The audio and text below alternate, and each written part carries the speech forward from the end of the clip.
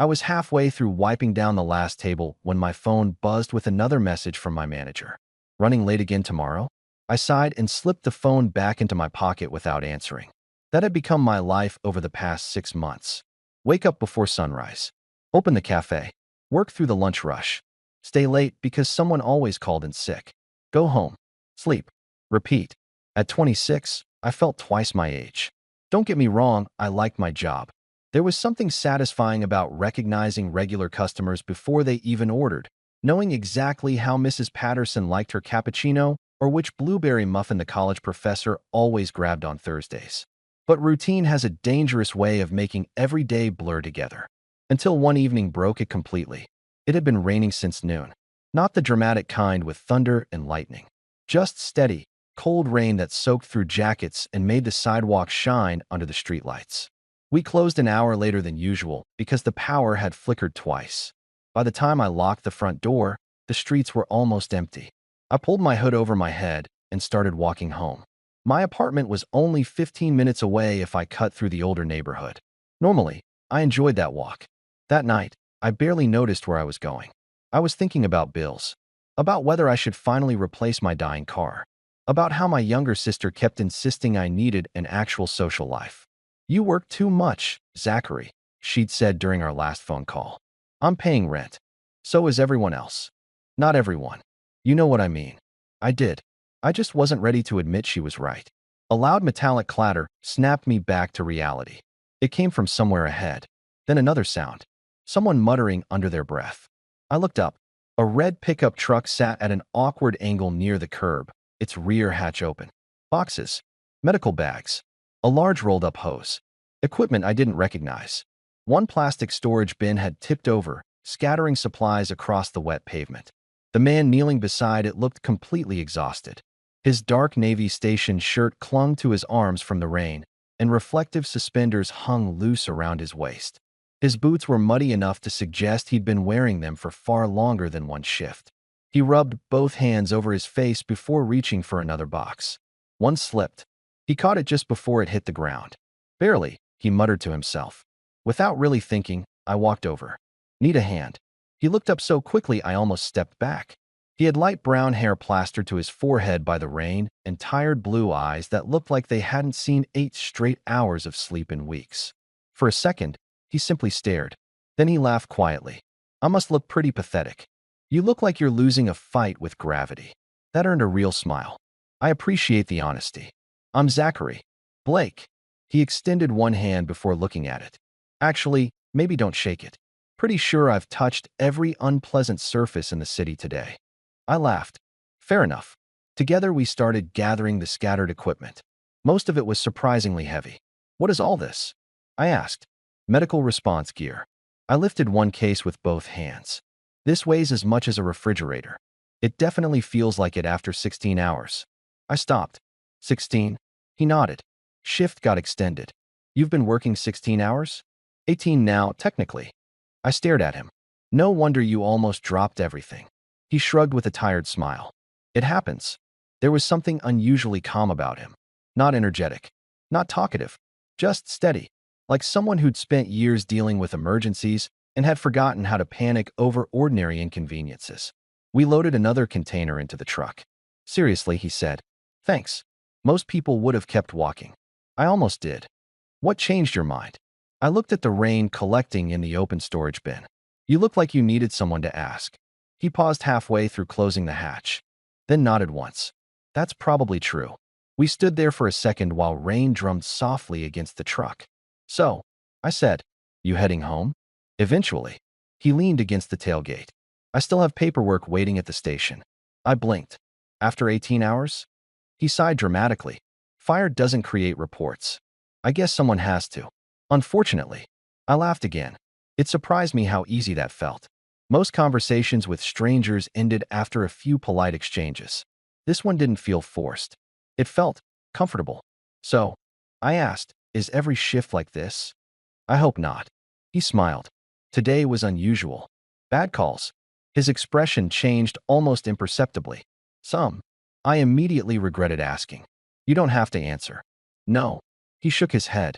"It's okay." He looked toward the empty street. Some days remind you why people need us. And some remind you how fragile everything really is. Neither of us spoke for several seconds.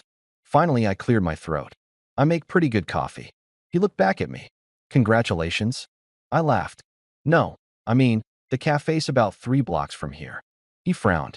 You're inviting me to coffee after you've spent 10 minutes helping a complete stranger load a truck? I guess I am. He smiled again. The tired kind. The genuine kind. I appreciate it. Then he glanced at his watch. But if I sit down somewhere warm right now, you'll fall asleep. I'll absolutely fall asleep. Fair. He reached into the truck and grabbed a small notebook. You got a pen?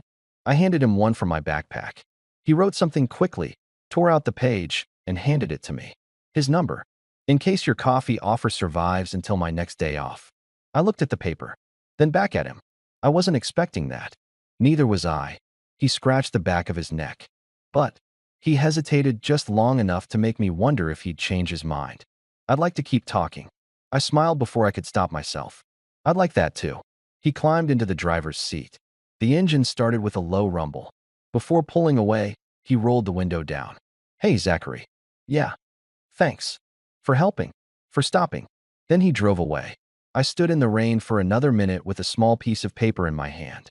At the time, I thought I'd simply helped a firefighter after a long shift. I had no idea that a 5-minute conversation on a wet sidewalk was about to change the rhythm of my entire life. He was gone before I realized I was still smiling. I looked down at the paper again. Blake. A phone number. Nothing else. No last name. No little joke. Just a name and 10 digits. I folded it carefully and slipped it into my wallet, somewhere it wouldn't get soaked, then continued home. The entire walk, I kept replaying the conversation. Not because it had been extraordinary. Because it hadn't. There hadn't been flirting. No dramatic moment where our eyes locked across the rain. No instant certainty that we'd ever see each other again. It had simply felt easy. That was the strange part. Most conversations with strangers have an expiration date built into them. This one felt unfinished. When I unlocked my apartment, the first thing I noticed was silence. No television. No music. Just the hum of the refrigerator and rain tapping softly against the windows. I tossed my keys into the bowl near the door and headed straight for the shower. Hot water usually washed work off my mind. Not tonight. I kept seeing Blake standing beside that truck, exhausted enough to forget how heavy his own equipment had become. 18 hours. I couldn't imagine it. The longest shift I'd ever worked had been 11. By the end of it, I complained to anyone willing to listen. He'd spent 18 hours responding to emergencies and still apologized for looking tired. I shook my head. Different worlds. After dinner, I sat on my couch with my phone in my hand. His number was already saved. Blake. No last name. No photo. No idea whether I'd actually text him. I unlocked the screen. Locked it again. Unlocked it. Typed. Hope you made it through the paperwork. Deleted it. Too boring. Typed again. Try not to work another 18-hour shift tomorrow. Deleted. Sounded like someone's mother. I laughed quietly at myself. You're overthinking this. I finally settled on something simple. Glad you survived the rain. Thanks for trusting a stranger with expensive equipment. I stared at it for another full minute. Then pressed send. Immediately regretted it. Naturally, I threw my phone onto the couch and walked into the kitchen. Bad idea. Now I kept wondering whether it had buzzed. After exactly 37 seconds, I know because I looked at the microwave clock, I picked it back up. Nothing. Good. I set it down again. 5 minutes later, it vibrated. Blake. Pretty sure the equipment survived because you carried the heavy cases. Thanks again. A second message appeared almost immediately. Blake. Also, paperwork finally done. I'm officially off duty. I smiled. Me. Congratulations. You earned at least 12 hours of sleep. The typing indicator appeared. Disappeared. Appeared again. Blake. That's optimistic. I'm back tomorrow morning. I frowned. Me, seriously? Blake. Comes with the job. I leaned back against the couch. Me. Then coffee definitely has to happen. People shouldn't survive on station coffee forever. This time the response came almost instantly. Blake, you have very strong opinions about coffee. Me. Occupational hazard. 3 dots. Blake, fair enough. That was it. The conversation ended naturally. No awkward attempt to keep talking. No forced questions. I appreciated that. Somehow it made me more curious. The next morning started exactly like every other. At 5:30, my alarm went off. By 6:15, I was unlocking the cafe. By 7, the line stretched almost to the door. Morning commuters, construction crews, students, the usual chaos. Around 9, my coworker Emma walked beside me carrying a tray of pastries. "You look suspiciously cheerful." "I always look cheerful." She laughed. "No." She pointed a croissant at me. "You look like someone texted you." "I get texts." "You never smile at them." "I smile." "You absolutely don't." She narrowed her eyes. "Who is he?" I nearly dropped a stack of cups. "What?" "Oh, there it is." "What?" "That face." "I don't have a face." "You absolutely have a face." She grinned. "You met someone." "I met a firefighter." She blinked. Those two statements usually mean the same thing. I laughed despite myself. "It wasn't like that. MHM. I helped him load equipment after work. And we exchanged numbers." Emma slowly placed both hands on the counter. "I'm going to need significantly more information." "There isn't much." She stared. "Zachary." "What?" "You voluntarily gave your phone number to someone. He gave me his. You accepted." "I did." She gasped dramatically. "I need to sit down." "You're impossible." "I'm observant." She leaned closer. "Is he cute?" I hesitated. That hesitation answered the question for her. "There it is." I didn't say anything. "You didn't have to." She laughed so loudly one of the customers looked over. "Emma, I'm happy for you." "Nothing happened. Yet." I rolled my eyes. "We've exchanged exactly 4 text messages. Every relationship starts with fewer than 5. That's not how statistics work." She shrugged. "It should be." The rest of the shift moved quickly, but I caught myself checking my phone more often than usual. Not obsessively, just more than normal. There were no new messages, which was perfectly reasonable. The man was working, probably dealing with actual emergencies. Unlike me, wondering whether I should send another text. I didn't.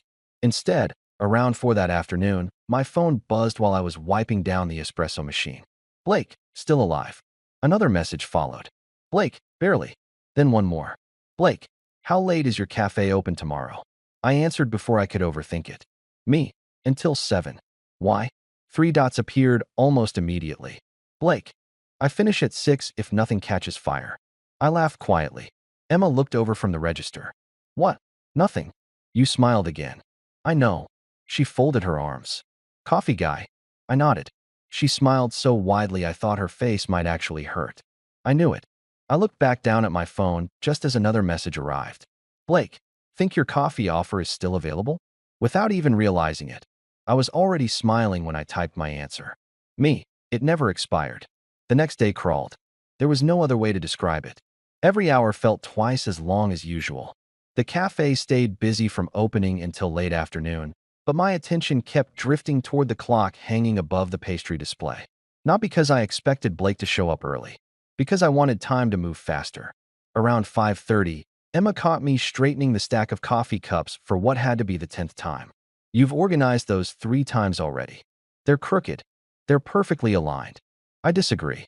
She crossed her arms. "What time is he coming?" "I don't know if he is." She raised an eyebrow. "You literally said he finishes at 6. "I know." So, firefighters respond to emergencies." She nodded. "Fair point." I glanced toward the front windows. The rain had finally disappeared. The evening sun painted everything outside with warm orange light. It felt like an entirely different city compared to the night we'd met. At exactly 6:18, the cafe door opened. I looked up automatically. There he was. Blake had traded his station uniform for dark jeans, a charcoal hoodie, and clean sneakers. Without the heavy boots and equipment, he looked younger somehow. Still broad-shouldered. Still taller than me, but less weighed down. The moment he spotted me, he smiled. Not the polite smile people give strangers. The kind that says they're genuinely glad you showed up. I found myself smiling back before I even realized it. Emma quietly leaned toward me. Definitely cute. I elbowed her without taking my eyes off Blake. He approached the counter. "So," he looked around dramatically. "I hear the coffee here is decent." "Depends who's making it." "I was hoping you'd say that. I've been told I'm biased." "I trust biased experts." Emma cleared her throat loudly. "I'll go check the back." Neither of us looked at her. As she disappeared into the kitchen, I heard her mutter just loudly enough. "You're welcome." I shook my head. My coworker has no sense of subtlety. I gathered that. Blake rested both forearms on the counter. You busy? We close in 40 minutes. I can wait. You don't have to. I know. He shrugged. I don't mind. Something about that answer stayed with me. He wasn't trying to impress me. He genuinely didn't seem bothered by waiting. So he found a table near the window. Every few minutes, I'd glance over while making drinks. Sometimes he looked out the window. Sometimes he scrolled through his phone. Once, I caught him watching me work. When our eyes met, neither of us looked away immediately. It wasn't awkward, just noticeable. At 7 sharp, I locked the front door. Blake stood as I flipped the sign to closed. You really do stay until the end. I told you. I thought maybe you'd exaggerated. I save my exaggerations for important things. Like the quality of my coffee. He laughed. I walked right into that. Emma grabbed her bag. I'll leave you two alone. She stopped beside Blake. Take good care of him. His expression softened immediately. I'll do my best. Emma looked at me with a tiny, satisfied smile before leaving. Outside, the evening had cooled. Still want coffee? I asked. He looked at the espresso machine. Aren't you tired of making it? I drink more coffee after work than during work. I suddenly understand why you have so much energy. I don't. You hide it well. I made 2 cappuccinos. One for him, one for me. Instead of sitting inside, we carried them outside to the small patio where the cafe kept a handful of tables. The street had grown quiet. A few people wandered past. Cars rolled by every now and then. Nothing rushed. Nothing loud. For the first few minutes, we simply enjoyed the silence. Blake took one sip, closed his eyes. Oh, I smiled. What? You weren't exaggerating. I rarely do. You literally just admitted you exaggerate. Only about coffee. He laughed into his cup. I've had station coffee for 4 years. I'm sorry. I didn't realize how bad it was until now. I've ruined you. You absolutely have. We both laughed. It felt effortless. Eventually, he leaned back in his chair. So, you've been making coffee forever? Almost 6 years. You always wanted to? I thought about it. No. What did you want? I studied graphic design. His eyebrows lifted. Really? I was supposed to work in advertising. What happened? I shrugged. Life. My dad got sick during my last year of college. His expression changed immediately. He recovered. I smiled reassuringly. But bills don't wait for people. So you took the cafe job. I figured it'd be temporary. And now, I accidentally got good at it. He nodded slowly. I understand that. You do? I wanted to be a paramedic. That's pretty close. It is. But then I volunteered at a fire station. And they convinced me to stay. No regrets. He stared into his coffee for a moment. I've had hard days. He looked back up. But no, I've never regretted choosing it. There was quiet confidence in the way he said it. Not pride. Certainty. I admired that. What about you? He asked. Any regrets? I considered the question longer than expected. Not really. Then why did you hesitate? I laughed softly. Because sometimes I wonder if I'm standing still. He didn't answer immediately. Instead, he watched people crossing the street. Finally, he spoke. I don't think standing still is the same as catching your breath. I looked at him. That's unexpectedly wise. I stole it. You did. My captain says it whenever someone starts questioning their entire life after a bad shift. It works. It usually annoys people first. It annoyed you? The first 10 times. And now, I repeated to strangers drinking coffee. We both smiled. The conversation drifted from jobs to music, then to favorite places in the city. I learned Blake had lived there his entire life. He knew every neighborhood, every shortcut, every tiny diner that never appeared online. He learned I'd only moved there after college, that I still got lost without GPS. You've been here 3 years. I have a terrible sense of direction. Clearly, I once drove 20 minutes in the wrong direction. How? I was confident. He laughed so hard he nearly spilled his coffee. Confidence really is dangerous. Especially mine. The sun had disappeared completely by then. Streetlights reflected softly across the pavement. Neither of us seemed interested in ending the evening. Eventually, Blake checked his watch and sighed. I should probably head home. You've got another shift? Tomorrow morning. Early. 6. I winced. You firefighters wake up before normal people. We think normal people are asleep too much. I respectfully disagree. He smiled. I expected you would. We stood at the same time. Neither of us seemed in any hurry to actually leave. Thanks, he said. For the coffee. For waiting. He He shook his head. It was worth waiting. There was something quiet about the way he said it. Not flirtatious, just honest. We started walking together toward the corner where our routes split. So, Blake shoved his hands into his hoodie pocket. Same time next week? I looked at him. You've already scheduled another coffee? I'm an organized person. You left half your equipment in the street when we met. That was fatigue. So this is your normal level of organization? I'd like to believe so. I laughed. I think I'd like to test that theory. He smiled. I was hoping you'd say that. When we reached the intersection, we stopped. This is me, I said. This is me too. Neither of us moved immediately. Then Blake scratched the back of his neck. I know this sounds strange. I waited. But it feels like we've known each other longer than 2 days. I felt exactly the same. I was just thinking that. His smile returned. Good. He stepped backward toward the opposite sidewalk. I'll text you. I'll answer. Good night, Zachary. Good night, Blake. As I watched him walk away, I realized something that caught me completely off guard. I wasn't excited because I'd met someone interesting. I was excited because, for the first time in a long while, I was genuinely looking forward to tomorrow, not because of work, but because I knew my phone might light up with a message from Blake. For the next few days, we settled into something that didn't have a name yet. It wasn't dating. It wasn't friendship in the usual sense, either. It was simply talking. Sometimes it was a quick message during my lunch break. Sometimes it was a photo Blake sent from the station's kitchen with the caption, "Whoever made this chili should be questioned by the authorities." I replied with a picture of the cinnamon rolls cooling behind the cafe counter. This is what competent professionals produce. His answer came less than a minute later. I'm filing a complaint against my entire crew. I laughed so loudly that one of my regular customers looked over. Good news? Mr. Ellis asked. Something like that. Keep smiling. He picked up his coffee. It suits you. I didn't realize how obvious the change had become until people started pointing it out. Emma noticed first. Then Mr. Ellis. Then my sister during our Sunday phone call. You sound different. I do.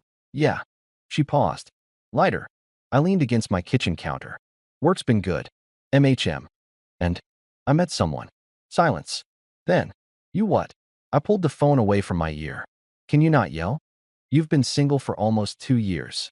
I know. And you casually slipped, I met someone into the conversation like you bought new shoes. I didn't know it was important. It is extremely important. I laughed. We've had coffee twice. So that's all. She sighed dramatically. Tell me everything. There isn't everything. There never is. I smiled despite myself. His name's Blake. Ooh, he's a firefighter. Double ooh. I helped him after work. And we've been talking. She was quiet for a second. Then her voice softened. You like him? I looked out my apartment window. I think I do. Does he make you smile like this all the time? What do you mean? You've smiled through this entire conversation. I hadn't even noticed. Maybe. She laughed. I like him already. You've never met him. I don't need to. After hanging up, I found myself thinking about her question. Did I like Blake? The obvious answer was yes. But it felt different from the crushes I'd had before. There wasn't any rush. No pressure. No uncertainty about whether I could be myself around him. From our very first conversation, everything had felt uncomplicated. That alone made him different. 3 days later, Blake texted just after noon. Unexpected day off. I answered while refilling sugar containers. Congratulations. Did the city agree not to catch fire? Temporarily. Another message arrived. Want to get lunch? I glanced at the clock. My shift ended in 45 minutes. Yes. His reply came instantly. I'll pick you up at 2. I froze for a second. Pick me up. For some reason, those 3 words made this feel more real than all our conversations combined. Sounds good. At exactly 2, I stepped outside the cafe. Blake's pickup was parked across the street. This time it looked clean. No scattered equipment. No open tailgate. Just sunlight reflecting off freshly washed paint. As I crossed the street, he climbed out. You cleaned it. He looked confused. What? The truck? Oh. He glanced back at it. I figured first impressions should improve. I laughed. My first impression involved you fighting storage bins. I know. You set the bar low. Exactly. He opened the passenger door. I had nowhere to go but up. The inside of the truck smelled faintly of pine air freshener and coffee. Real coffee. Not station coffee, apparently. I've upgraded, he said, noticing me looking at the travel mug. I see that. You ruined me. I warned you. He smiled as he started the engine. I've been thinking. That's dangerous. So I've been told. He pulled onto the road. I spend all day helping strangers. Okay. But when my shift ends, he shrugged. I usually don't want to talk to anyone. I looked over at him. But you text me. Exactly. The admission hung quietly between us. After a moment, he smiled without taking his eyes off the road. I don't know what that says about you. I choose to believe it's a compliment. It definitely is. Lunch turned into almost 3 hours. We found a small diner Blake insisted made the best sandwiches in the city. They're good, I admitted after the first bite. Told you. They're not life-changing. You wound me. They're very good. Better. An older waitress refilled our drinks twice. By the third visit, she smiled knowingly. You boys in any hurry? Blake glanced at me. I answered before either of us could overthink it. Not really. She smiled. Good. When she walked away, Blake laughed quietly. I think she adopted us. I think she assumed we're regulars. We've never been here together. Maybe she knows something we don't. He looked at me for a second longer than usual. Maybe. After lunch, we wandered through a nearby park. Children played on the swings. A man practiced guitar beneath a tree. Dogs chased tennis balls across the grass. It was one of those rare afternoons where nobody seemed to be rushing anywhere. Blake stopped near a small pond. I come here after difficult shifts sometimes. You do? He nodded. It helps. Doing what? Remembering that the world keeps moving. He skipped a small stone across the water. Bad days can make everything feel smaller. I understood what he meant. When my dad was sick, I said quietly, I used to walk without knowing where I was going. He looked at me. I wasn't trying to solve anything. I smiled faintly. I just needed proof that life still existed outside hospitals. He nodded once. I know that feeling. Neither of us spoke for a while. The silence wasn't uncomfortable. It never seemed to be with Blake. Eventually, he turned toward me. Can I ask you something? Sure. When you stopped to help me. I smiled. The boxes again? No. He shook his head. Why did you actually stop? I told you. You said I looked like I needed someone to ask. I meant it. He studied my face. You really would have done that for anyone? I thought honestly about the question. I don't know. That surprised even me. I searched for the right words. I think something about you made me feel like stopping. He looked away toward the pond. A small smile appeared. I'm glad you did. So am I. Neither of us noticed that the afternoon had quietly slipped into evening until Blake's phone vibrated. He checked the screen. His expression changed. Not dramatically, just enough for me to notice. Everything okay? He nodded. Someone called in sick. My stomach sank. They need you. He sighed. Yeah. I hated how disappointed I felt. We'd only spent a few hours together, yet somehow it already felt too short.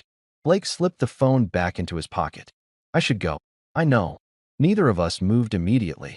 Then, almost shyly, he smiled. I was really enjoying today. I met his eyes. So was I. For a moment, it felt like he wanted to say something else. Instead, he simply nodded. I'll text you after my shift. I'll be awake. He smiled. I had a feeling you would be. As we walked back toward his truck, I realized something important. The best part of spending time with Blake wasn't that he was funny or kind or easy to talk to. It was that, without either of us trying, we were already becoming part of each other's ordinary days. And somehow, that felt more meaningful than any grand romantic gesture ever could. Blake wasn't kidding when he said he'd text after his shift. At 12:43 a.m., just as I was about to put my phone on the nightstand, it buzzed. Blake, still awake? I smiled. Me. I said I would be. 3 dots appeared almost immediately. Blake, you keep your promises. Me. Usually. A few seconds passed. Blake, sorry today got cut short. I leaned back against my pillow. Me. That's part of your job. I'm not going to compete with emergencies. His reply took a little longer this time. Blake, thanks for understanding. There was something in those words that felt heavier than the conversation itself. As if he wasn't just talking about today. As if he'd spent years apologizing to people for being called away. I typed carefully. Me. You don't have to apologize for helping people. The typing indicator appeared. Stopped.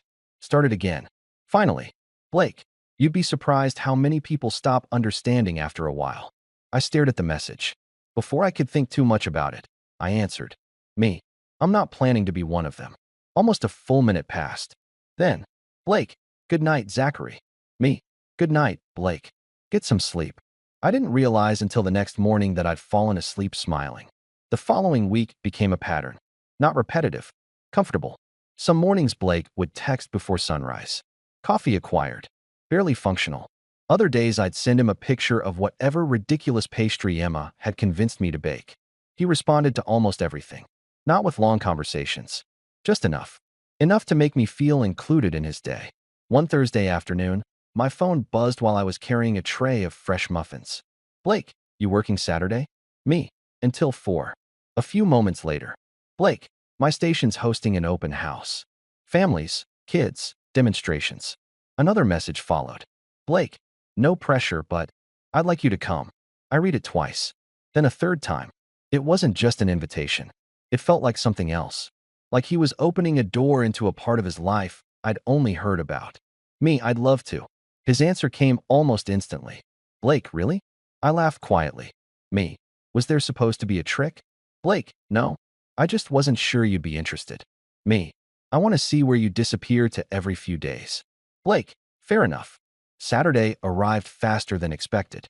After finishing my shift, I hurried home, changed into jeans and a navy sweater, and checked the address Blake had texted me 3 separate times. In case GPS fails you. He wasn't wrong. I still had a terrible sense of direction. The fire station sat on a corner lot with its large bay doors wide open. Families wandered through the building. Children climbed into fire engines under the supervision of smiling firefighters. Someone grilled hamburgers near the parking lot. The whole place felt surprisingly welcoming. I spotted Blake almost immediately. He stood near one of the engines explaining equipment to a little boy who couldn't have been older than 6. Instead of rushing through the explanation, Blake crouched until they were eye level. He let the boy hold one of the helmets. Answered every question with complete seriousness. When the child ran back to his parents, grinning from ear to ear, Blake stood again. That's when he noticed me. His entire expression brightened. There wasn't any hesitation. He walked straight over. You came. I said I would. I know. He smiled. I was still happy to see it. Without the pressure of work or late-night exhaustion, he seemed lighter, more relaxed. Welcome to Station 12. I looked around. So this is where you disappear. Most of the time. He gestured toward the trucks. Want the grand tour? I'd be disappointed if there wasn't one. Good answer. For the next hour, he showed me everything. The engines, the medical equipment, the kitchen where the crew cooked together, the small gym tucked into the back of the station, even the sleeping quarters. It's quieter than I expected, I admitted. It usually isn't. He smiled. Today's the exception. As we walked back toward the garage, another firefighter called out. Blake, a tall man with gray at his temples approached, carrying 2 bottles of water. You gonna introduce your friend? Blake looked at me, then back at him. This is Zachary. He smiled. He owns the cafe I've been telling everyone about. The older firefighter extended his hand. So you're responsible. I frowned. For what? He won't stop complaining about our coffee. Blake looked completely unapologetic. It deserves criticism. His captain laughed. I've worked with this guy for 6 years. He looked at me. I've never heard him recommend a coffee shop before. Something warm settled quietly in my chest. Blake had been talking about me. Not just the coffee. Me. I'll take that as a compliment, I said. It is. The captain smiled knowingly. I'm Harris. Nice to meet you. You too. He glanced between us for barely a second before someone called his name from across the garage. I'll let you two continue. As he walked away, I looked at Blake. You've been talking about me? He suddenly seemed interested in adjusting the sleeve of his station shirt. Maybe. Blake. I mentioned the cafe. And, he sighed with a small smile. I mentioned the guy who convinced me station coffee wasn't acceptable. That's all. He looked at me. His smile softened. I might have also mentioned that meeting you made a particularly difficult week a lot better. For a second, neither of us spoke. Not because it was awkward, because neither of us seemed to know what could possibly improve on that answer. A loud siren shattered the moment. Every firefighter in the garage reacted instantly. The relaxed atmosphere disappeared. Blake's expression changed in an instant, not cold, just focused. His radio crackled. Medical assist. He looked at me with obvious disappointment. You have to go. I know. I'm okay. He hesitated anyway. I'm really sorry. I smiled. You already know what I'm going to say. A corner of his mouth lifted. I'm helping people. You don't need to apologize for that. For just a heartbeat. He looked at me as if trying to memorize my face. Then he nodded once. I'll call you later. Before I could answer, he was already moving with the rest of his crew, climbing into the engine with practiced speed. Seconds later, the truck rolled out of the station. I stood there watching until the flashing lights disappeared around the corner. Captain Harris stepped beside me, folding his arms. He likes you. I looked over, surprised. I wasn't trying to hide it. No. He smiled. You weren't. There was a brief silence. Then he added quietly, I've worked with Blake a long time. I listened. He's good at taking care of everyone else. He looked down the road where the engine had vanished. But he's not always good at letting people take care of him. I thought back to that rainy evening, to scattered equipment, to tired blue eyes, to a man who had looked like he needed someone to ask if he was okay. I noticed, I said softly. Captain Harris smiled. I figured you had. I stayed at the station for another 20 minutes. Families slowly wandered home. Children climbed into waiting cars, proudly wearing plastic firefighter helmets. The grills cooled down. The laughter faded. Without the engines and people moving through the bays, the building suddenly felt much larger. Captain Harris found me again while stacking folding chairs. You don't have to wait around, he said. I know. I glanced toward the open bay doors. I guess I was hoping they'd come back. They will. He smiled. Whether it'll be in 30 minutes or 3 hours, that's the unpredictable part. I nodded. I should probably head home. Probably. He extended his hand before I left. It was good meeting you, Zachary. You too. As I walked toward my car, he called after me. And tell Blake to stop bringing those fancy pastries. I turned around. He shares them. Captain Harris laughed. Not willingly. That made me smile all the way home. By the time I reached my apartment, evening had settled over the city. I changed into comfortable clothes, made myself dinner, and tried reading for a while. I managed exactly 4 pages. Every few minutes, I found myself glancing toward my phone. Not because I expected Blake to text immediately, because I hoped he would. Around 9:30 p.m., it finally buzzed. Blake, home. Another message followed. Blake, sorry. I answered almost immediately. Me, stop apologizing. A few seconds later. Blake, working on it. I smiled. Me, how was the call? This time there was a longer pause. When his reply came, it was short. Blake, everyone's okay. That told me enough. I didn't ask for details. Instead, me, good. The typing indicator appeared. Blake, thanks for coming today. Me, thanks for inviting me. Another pause. Then, Blake, I was nervous. That surprised me. Me, why? His answer arrived one sentence at a time. Blake, because those people are important to me. A moment later. Blake, and you are too. I stared at the screen. Read the message again. Then once more. There wasn't anything dramatic about the words. No declaration. No pressure. Just simple honesty. I took a slow breath before replying. Me, I'm glad I got to meet them. Almost immediately. Blake, they liked you. I laughed quietly. Me, even after ruining the station coffee? Blake, especially after that. For a while, neither of us sent anything else. It didn't feel unfinished. Just comfortable. Sunday afternoon, I was restocking shelves when someone walked into the cafe carrying a bouquet of bright yellow flowers. I looked up. Blake, what are those? He looked down at the flowers as though he'd forgotten he was holding them. Oh, I panicked. I blinked. You panicked. I walked past the flower stand. And I thought bringing nothing felt wrong. So you bought flowers. I may have overcorrected. I couldn't stop smiling. I've never been given flowers before. His eyebrows lifted. Seriously? Seriously. Well, he held them out awkwardly. Now you have. I accepted them carefully. They're beautiful. I have absolutely no idea what kind they are. I don't either. We both laughed. Emma appeared from the kitchen carrying a tray. She stopped. Looked at Blake. Looked at the flowers. Looked at me. Oh. I closed my eyes. No. She ignored me completely. Hi. Blake smiled politely. Hi. I'm Emma. Blake. She nodded slowly. The firefighter. I buried my face in one hand. You told her? Blake looked confused. I came up in conversation. Emma grinned. You've come up in many conversations. Emma. What? She looked delighted. I've been waiting to meet you. Blake laughed. I wasn't aware anyone was waiting. Oh, I absolutely was. She pointed toward me. He pretends to be mysterious. I do not. You absolutely do. Blake looked between us with obvious amusement.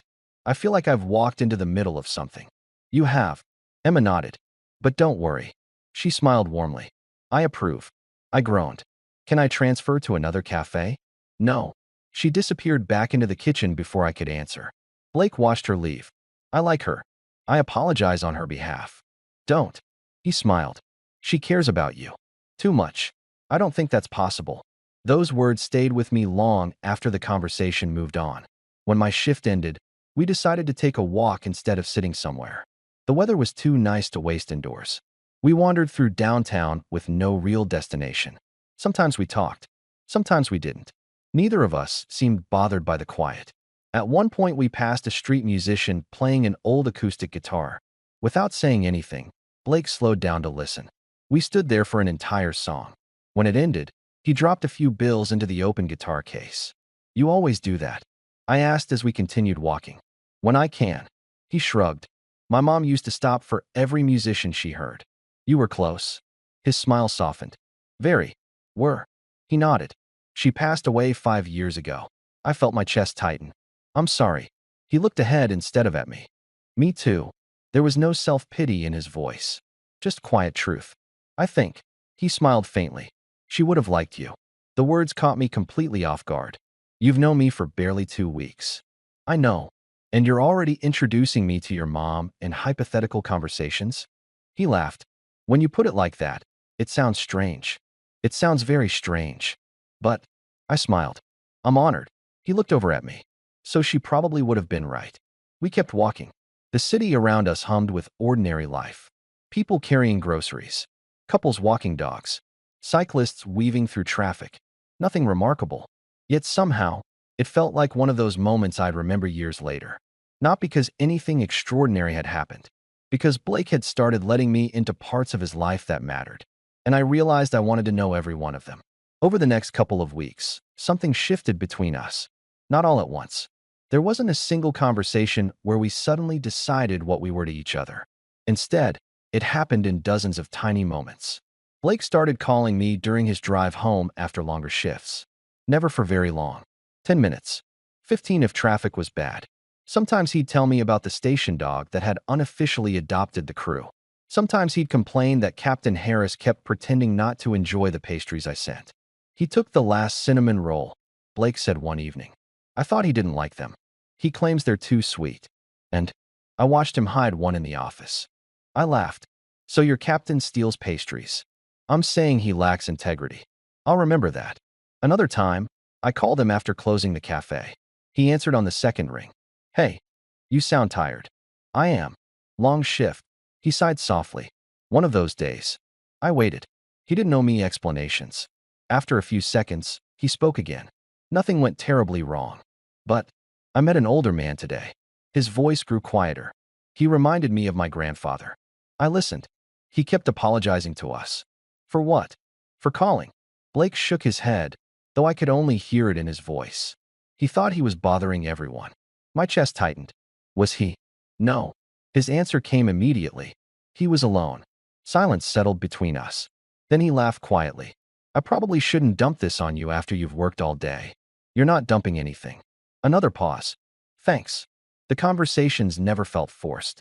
Sometimes we spent 20 minutes talking. Sometimes 5. Sometimes one of us simply said, get some sleep. And that was enough. One Friday afternoon, Emma cornered me while we were restocking cups. So, I already knew that tone. So, you and Blake. I sighed. What about us? What are you? I blinked. I don't know. You haven't talked about it? No. She looked genuinely surprised. It's been almost a month. I know. And I don't want to rush him. She leaned against the counter. Does he seem like he's rushing you? No. Then maybe neither of you needs to. I thought about that long after she'd gone back to work. Maybe she was right. Maybe not every relationship needed a deadline. That evening, Blake picked me up after work.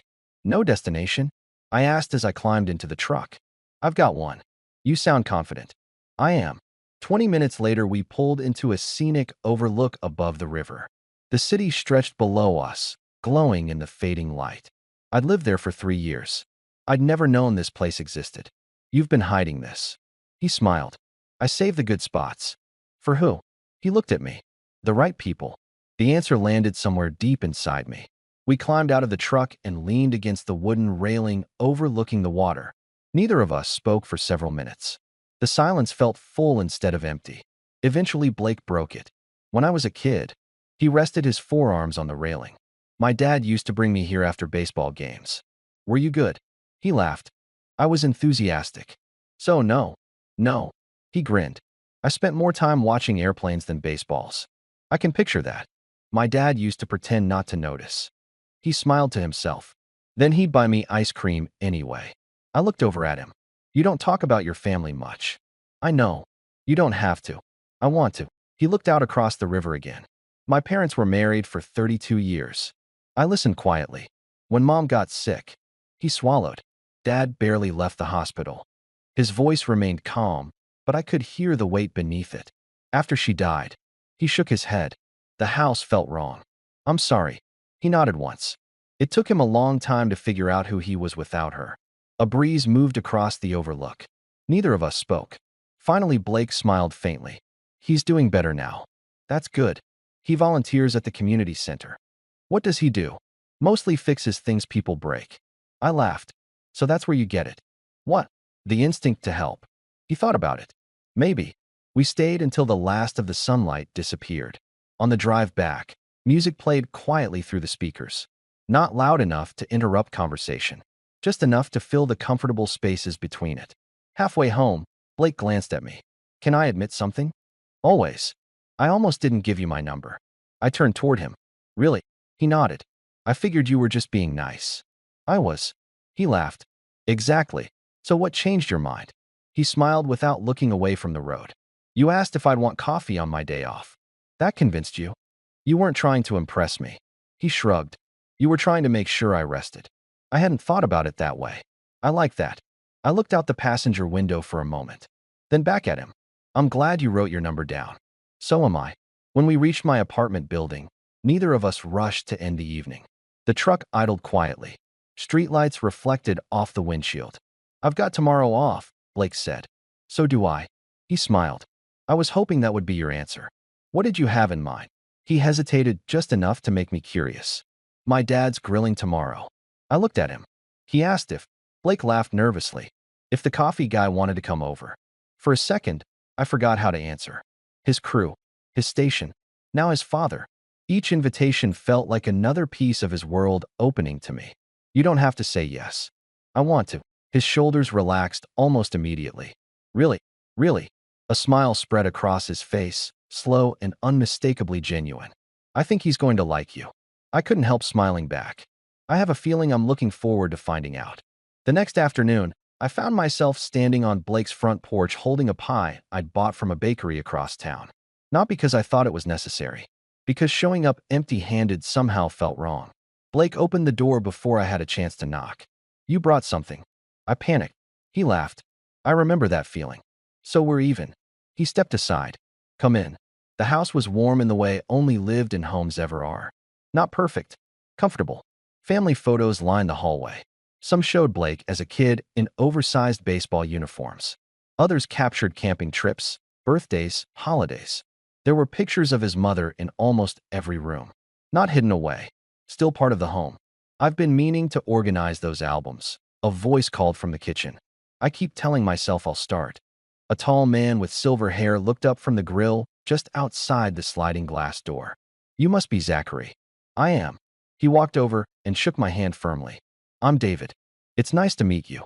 I've heard an unreasonable amount about your coffee. I looked at Blake. You've really been talking. Blake rubbed the back of his neck. Maybe. David smiled. He hasn't stopped.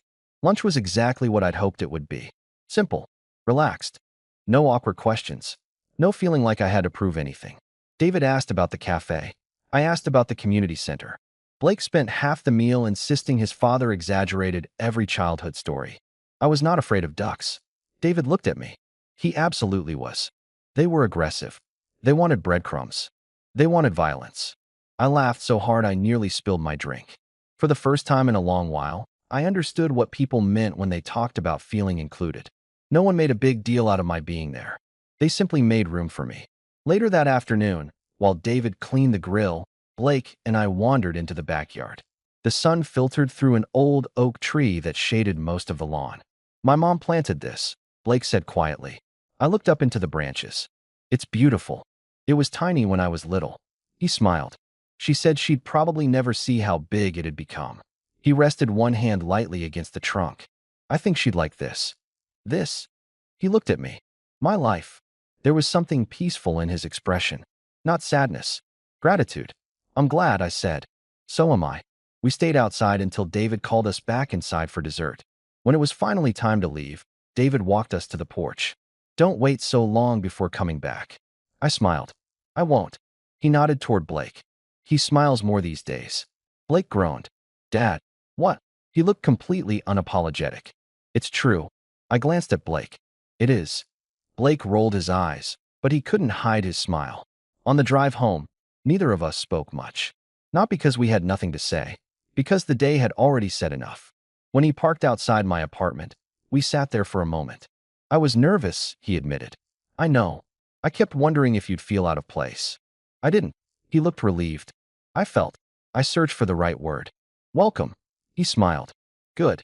Another quiet moment passed. Then he looked at me with that same honest expression I'd seen on the rainy night we met. You know? He laughed softly. It's strange. What is? I spend my job running toward emergencies. I listened. But meeting you. He shook his head with a smile. Felt like finally walking toward something peaceful. I didn't answer immediately. Instead, I thought back to that first evening. A firefighter too exhausted to carry another equipment case. A stranger who almost kept walking. A simple question. Need a hand? It's funny, I said. What? I thought I was helping you that night. You were. I don't think I realized. I smiled. You were helping me too. He looked at me for a long second. I guess we both needed someone to stop. I think we did. As I climbed out of the truck, he called my name. Zachary. I turned back. I'm really glad I dropped those boxes. I laughed. I was just thinking the same thing. Months later, people would ask us how we met. Some expected a dramatic story. Others assumed it happened at the cafe. We always smiled before answering. No, Blake would say. It started after a very long shift. And after a very ordinary question. Because the truth was wonderfully simple. I helped a firefighter after his shift. We exchanged a few words in the rain. Then a cup of coffee. Then another. Somewhere between late-night messages, shared meals, long walks, and quiet conversations, we stopped being two strangers with busy lives and became two people who made room for each other in the middle of ordinary days. Looking back now, I don't remember the rain, or the scattered equipment, or even how tired Blake looked. What I remember is the moment he smiled when I asked if he needed help. Because sometimes the smallest acts of kindness become the beginning of everything. And once we started talking, we never really stopped.